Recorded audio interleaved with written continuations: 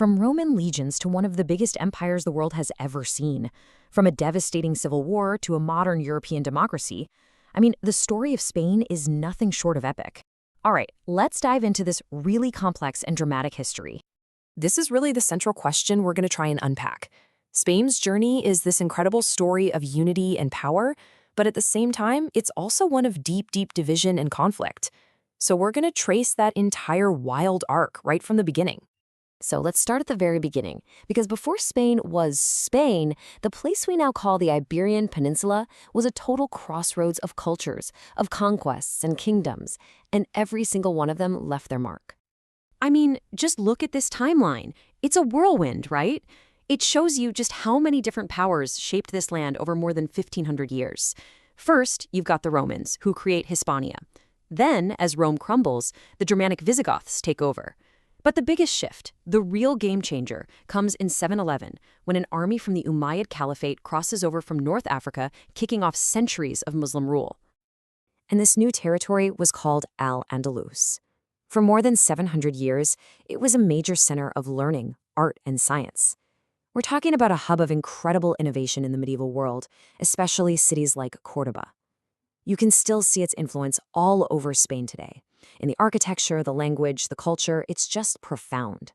So while Al-Andalus was flourishing down in the south, the small Christian kingdoms up in the northern mountains started this long, slow push to expand their territory. This was called the Reconquista.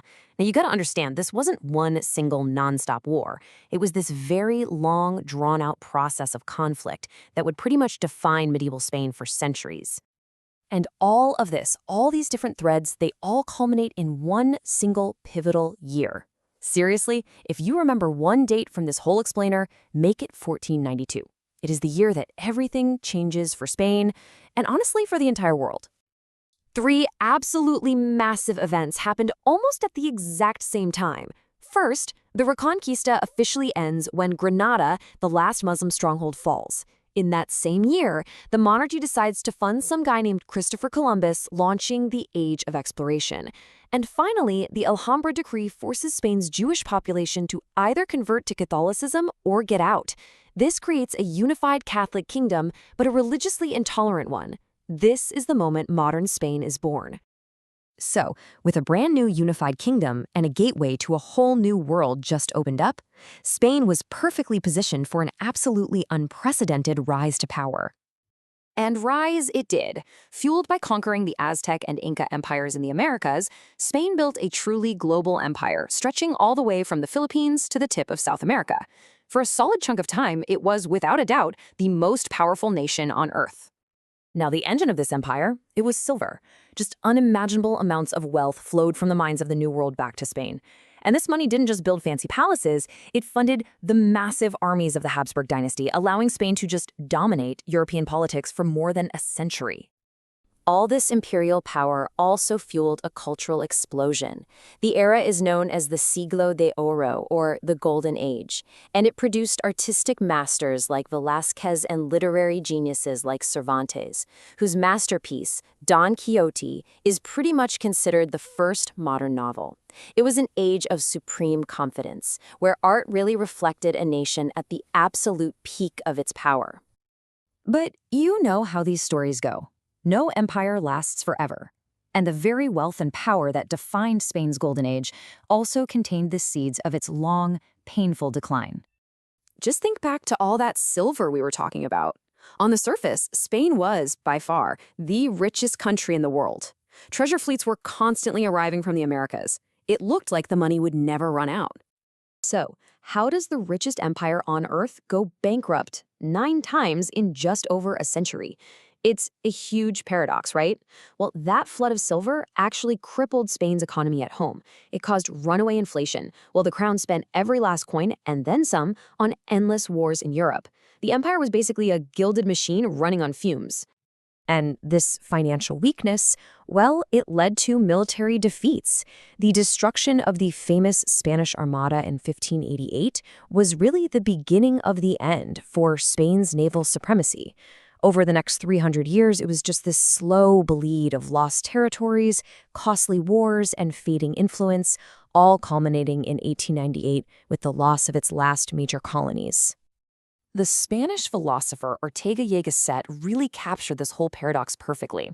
He argued that Castile, the heartland that drove the Reconquista and built the empire, had also completely exhausted itself in the process, which ultimately led to the nation's ruin. So after losing its empire, Spain turns inward.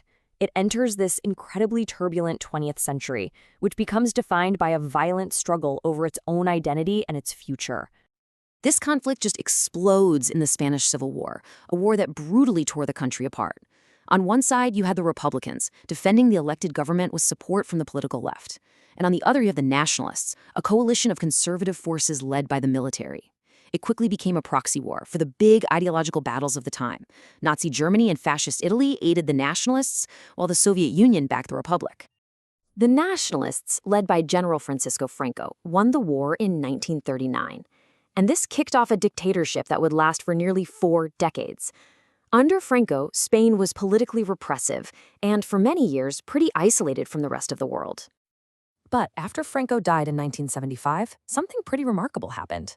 His chosen successor, King Juan Carlos I, completely defied expectations. Instead of just continuing the dictatorship, he steered the country towards democracy. This all culminated in a new constitution in 1978, which established the constitutional monarchy Spain has today. It was an amazingly peaceful transition. And in the decades since, Spain has fully jumped into Europe.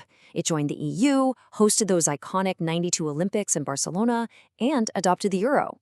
It's seen incredible growth and modernization, though, of course, not without some serious challenges, like the huge financial crisis that hit after 2008.